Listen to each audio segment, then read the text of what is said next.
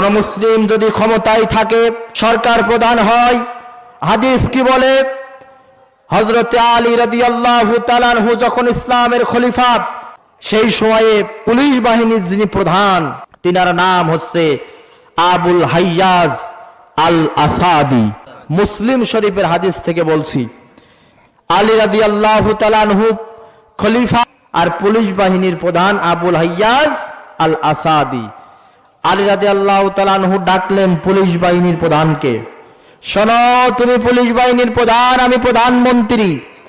রাসূল করিম সাল্লাল্লাহু আলাইহি সাল্লাম যখন মদিনার প্রেসিডেন্ট ছিলেন, আল্লাহর হাবিব সাল্লাল্লাহু আলাইহি সাল্লাম যেই তিনটি নির্দেশ দিয়ে আমাকে মদিনার অলিতে গলিতে পাঠিয়েছিলেন, আমি এখন খলিফা, আমি সেই একই তিনটি নির্দেশ দিয়ে, তুমি পুলিশ বাহিনীর প্রধান, তোমাকে মক্কার অলিতে গলিতে পাঠাচ্ছি।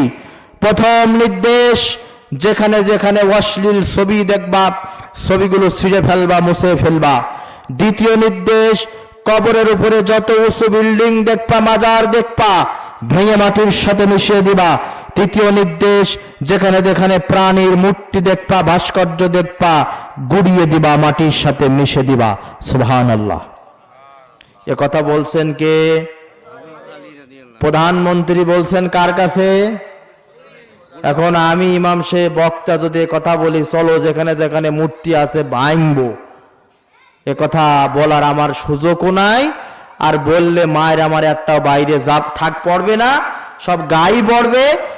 আলী রাদিয়াল্লাহু তাআলা আনহু পুলিশ বাহিনীর প্রধানদের দিয়ে ভাঙিয়েছেন, আর আমাদের দেশের পুলিশ দিয়ে সেই মূর্তিগুলো নিরাপত্তার দায়িত্ব পালন করানো হবে। জোরে কোন ঠিক না বেঠিক? প্রিয় ভাইরা, এই মূর্তি এবং ভাস্কর্যের সাথে ইসলাম এবং মুসলমানদের কোনো সম্পর্ক নাই, কোনো সম্পর্ক নাই। মুসলমানদের ঘরের ভিতরে আজকে মূর্তি ঢুকে গেছে, শোপিসে আলমারিতে বিভিন্ন প্রাণীর মূর্তি, পাখির মূর্তি, বাচ্চাদের খেলনার নামে বিভিন্ন ধরনের মূর্তি আমরা ঢোকাইয়ে দিয়েছি। এগুলো বাড়ির থেকে অপসারণ করতে হবে, কারণ আল্লাহর হাবিব বলেছেন, লা তাদখুলুল মালাইকাতু বাইতান ফিহি কালবুন ওয়ালা সূরাতুন, সেই ঘরে রহমতের ফেরেশতা প্রবেশ করে না যেই ঘরে প্রাণীর মূর্তি থাকে, এবং যেই ঘরে কুকুর থাকে সেই ঘরে কোনো রহমতের ফেরেশতা প্রবেশ।